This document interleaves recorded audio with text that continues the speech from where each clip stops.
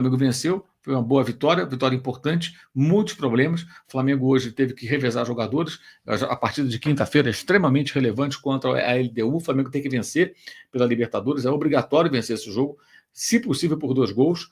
Caso o Central Córdoba, na terça-feira, na Venezuela, derrote o Deportivo Táchira. Eu explico por quê. Se o Central Córdoba vencer, aí o Flamengo precisa vencer por 2 gols, para quê? Para virar segundo colocado e depois com uma vitória possivelmente mais elástica contra o Táchira no dia 28, no Rio de Janeiro também, o Flamengo garante ali pelo menos o segundo lugar na chave.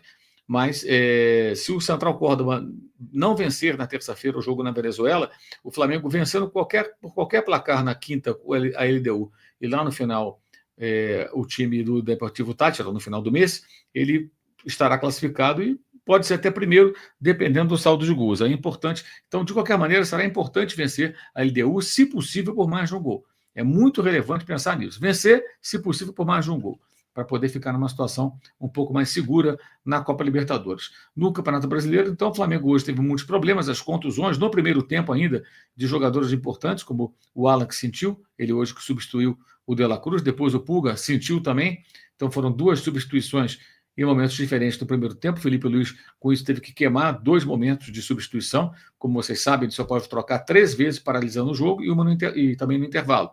Então, são 3 paralisações. Ele gastou 2 no primeiro tempo. E depois perdeu o Gerson, corretamente expulso com a intervenção do VAR. Ele pisou ali para vocês entenderem, isso é uma coisa que há muito tempo um ex-árbitro me explicou. Pisou na chuteira, cartão amarelo. Pisou ali na área do meião, cartão vermelho. Por quê? Na chuteira é uma disputa de bola onde você atinge o pé do adversário. A disputa é o pé com o pé, não é a canela. Então, pegou naquela área mais desprotegida, a chuteira protege o pé do jogador, né? A parte da canela, do tornozelo ali, é cartão vermelho. Vocês vão se lembrar que o Rodinei cometeu uma falta desse tipo naquela partida importante, ele jogava pelo Internacional, emprestado pelo Flamengo, contra o próprio time rubro-negro, no Maracanã, na reta final do Campeonato Brasileiro de 2020, já em 2021, durante a pandemia, e foi expulso por isso. Então, a expulsão do Gerson foi inquestionável. Na hora ali, o árbitro Anderson Daronco não percebeu a intensidade do lance, ou onde ele atingiu o adversário, mas corretamente depois foi expulso com o auxílio do VAR. É isso aí, não tem muito, nem tem nem o que discutir. Expulsão correta do jogador do Flamengo. O Flamengo teve aí, então, que jogar os minutos finais, e os acréscimos foram longos, né, porque houve realmente motivo para isso. Então teve aí um período de acréscimo bem longo, e com isso o Flamengo teve ali alguns momentos um tanto quanto tensos nos instantes finais, porque tinha um homem a menos, era pressionado, e a equipe do Bahia buscava ali o gol que poderia dar a ele o empate, né? E com isso o Rogério Ceni segue sem derrotar o Flamengo. Eu tenho até que pesquisar aqui, eu já não sei nem quantos jogos ele já fez contra o Flamengo como técnico sem vencer. Perdi a conta. Vou pesquisar, depois eu trago essa informação depois da coletiva, se possível. Mas é impressionante, né? Como o Rogério Ceni joga contra o Flamengo e não consegue vencer. Não consegue empatar, não consegue pontuar. Só coleciona derrotas. É um negócio realmente muito engraçado, muito bizarro até, daquelas coisas difíceis de entender do futebol, né? Porque o Bahia tem um bom time, você vê, no ano passado ele perdeu os 2 jogos do Brasileiro, perdeu os 2 jogos da Copa do Brasil, perdeu agora, e as últimas derrotas, tudo por 1-0, 1-0, 1-0, 1-0, sempre 1-0. Negócio realmente sinistro, né?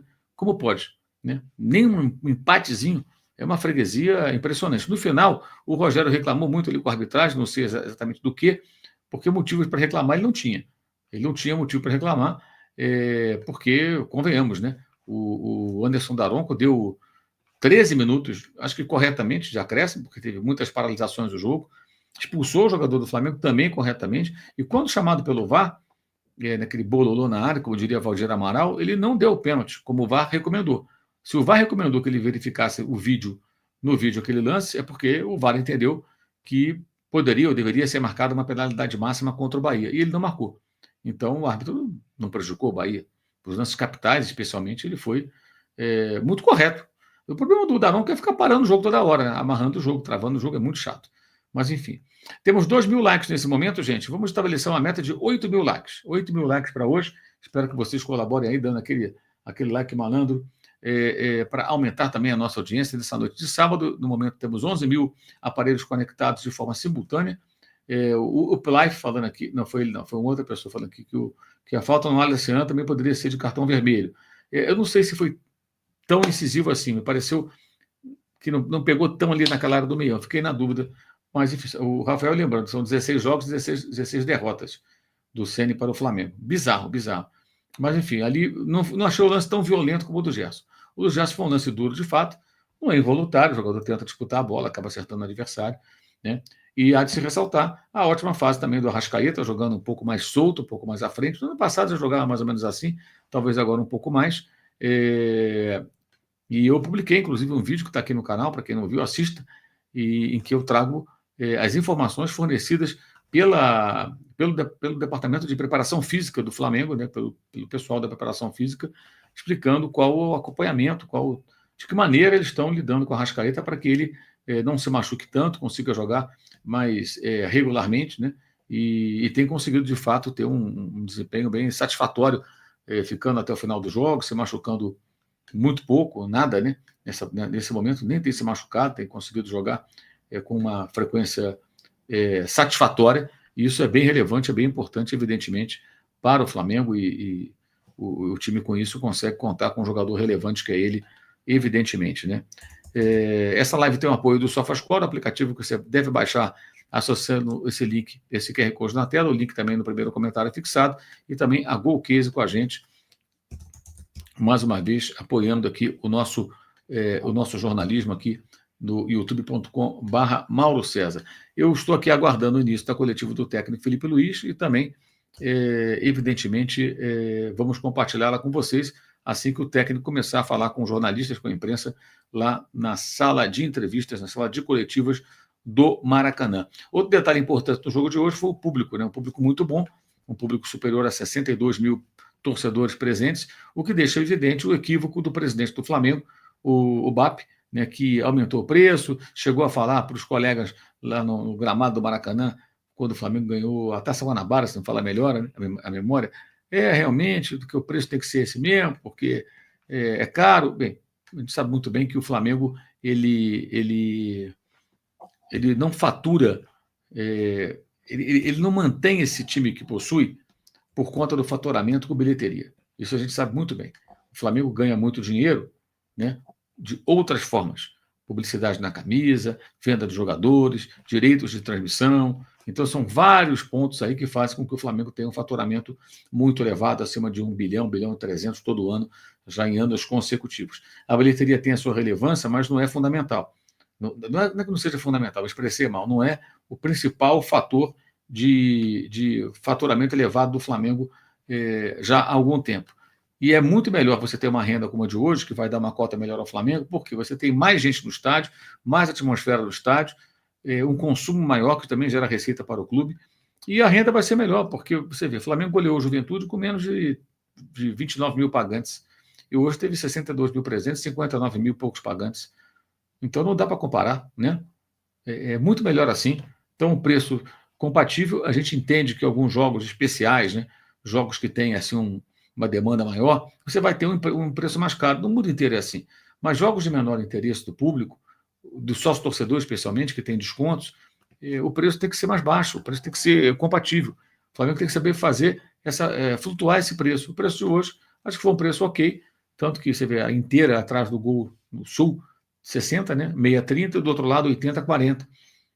E ali na área central, R$100, 120, que vai dar R$50 a meia, 60 a meia. Então você tem diferentes perfis de torcedores de poder aquisitivo distintos que vão comprar diferentes ingressos no estádio, em diferentes setores. O importante é estar cheio o estádio. E o BAP falou daquela maneira, não, é assim, então não é assim. Eu já falei isso, já escrevi, eu acho que o BAP é um grande rubro-negro, sócio do clube, dirigente, um abnegado, a gente sabe tudo isso. Mas eu tenho uma clara sensação de que ele não sabe o que é a torcida do Flamengo. Ele parece não saber o que é a torcida do Flamengo. Quando eu falo saber o que é a torcida do Flamengo, é entender mesmo a torcida do Flamengo. É conhecer. Quando ele fala o Flamengo tem que ser uma Disney, cara, a Disney é coisa para classe média e rico. Quem é que vai para a Disney? A torcida do Flamengo não vai à Disney, cara. Quem vai é a minoria. Então o Flamengo tem que ser o Flamengo. O Maracanã tem que ser a casa do torcedor. O Flamengo não é um centro de entretenimento. O Flamengo é um clube de futebol com uma torcida apaixonada, numerosa, que tem que frequentar o Maracanã. E tem que encher o Maracanã. O paralelo com a Disney me parece meio equivocado, porque tem um olhar, inclusive, um tanto quanto elitista, porque quem é que consegue ir para a Disney? Não é isso? Entre os torcedores dos times de futebol do Brasil inteiro, da população brasileira. Uma minoria, uma camada desse tamanho da população. Seria ótimo que todos tivessem condições de fazer os passeios como esse, pudessem ir para diferentes lugares, mas não é assim que a coisa funciona.